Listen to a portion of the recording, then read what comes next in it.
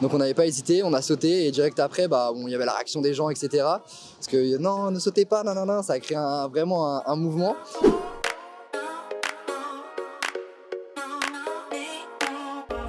Donc c'est avec un grand plaisir qu'aujourd'hui on accueille Matt donc pour Fort de Best, une petite interview. Donc dis-nous Matt qui tu es, présente-toi.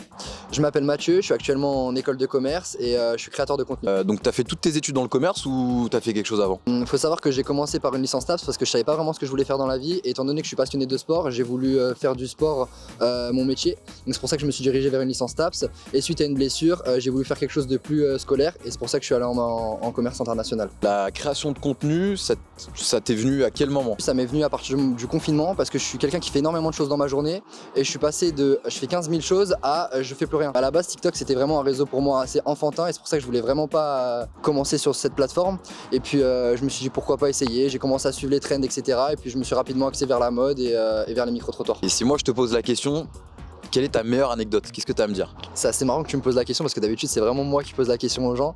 Mais une anecdote, je dirais, j'avais adopté un nouveau concept, c'était de réaliser les challenges de mes abonnés. Et on m'avait proposé de sauter d'un pont. Et je refuse jamais un défi. Du coup j'ai sauté d'un pont. Voilà, c'est assez fou. Mais voilà, c'est aussi ça les réseaux. Heureusement, il y a un ami à moi qui avait un appartement juste à côté. Donc c'était le pont des Arts pour ceux qui connaissent. C'est vrai que c'était un peu haut. Il fallait pas hésiter parce que si tu réfléchis, tu t'y vas pas. Donc on n'avait pas hésité, on a sauté et direct après, il y avait la réaction des gens, etc. Parce que non, ne sautez pas, nanana, ça a créé vraiment un mouvement. Et puis au bout d'un moment, on est parti et on allait se toucher tout simplement parce que franchement, ouais, ça pue. Bien maintenant, on fait le pont là-bas là. C'est quoi, je suis chaud à 2000%, on y va tout de suite, c'est parti. Non?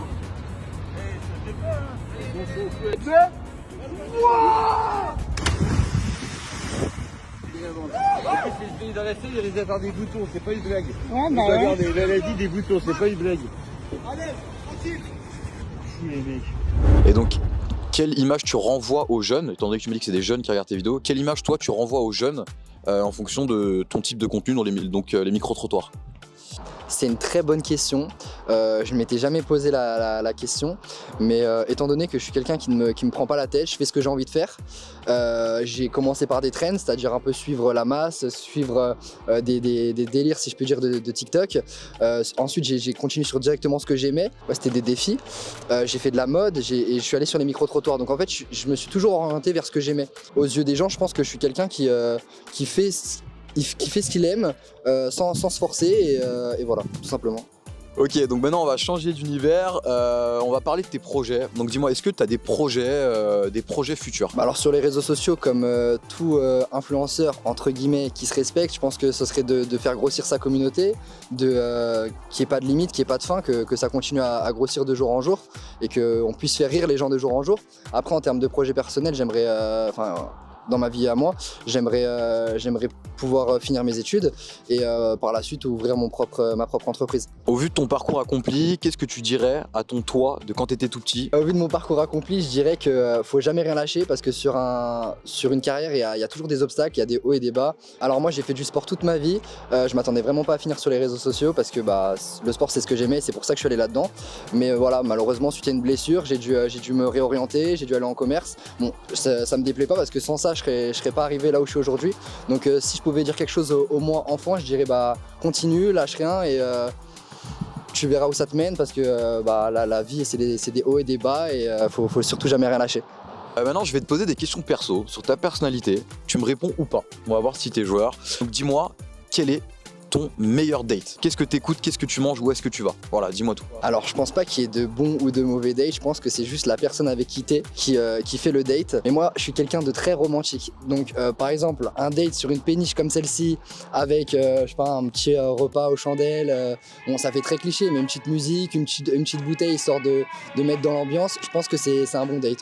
J'avoue, j'approuve ce que tu me dis, vraiment pas mal du tout. Quelle est ta musique du moment? Alors mon son du moment c'est As Your Friend de Afrojack et en plus ça me fait penser à une personne que j'affectionne tout particulièrement, pardon.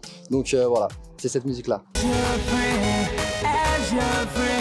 Ok, merci pour ce petit moment d'ambiance. Est-ce que tu as une personne qui t'inspire? Une personne en particulier que je connais personnellement, c'est Théo Curin, il se reconnaîtra en regardant cette vidéo. Et pourquoi il m'inspire? Parce que malgré les difficultés et les obstacles qu'il a su rencontrer dans sa vie, Il se fixe toujours des nouveaux objectifs, des nouveaux challenges et il m'impressionne de jour en jour. Donc merci Matt, on a été ravis de découvrir ton profil. Mais dis-moi, est-ce que tu as un petit mot pour la fin? Alors déjà, merci à toi de m'avoir invité et à toute l'équipe bien sûr. Et un petit mot pour la fin, je suis passé chez For the Best.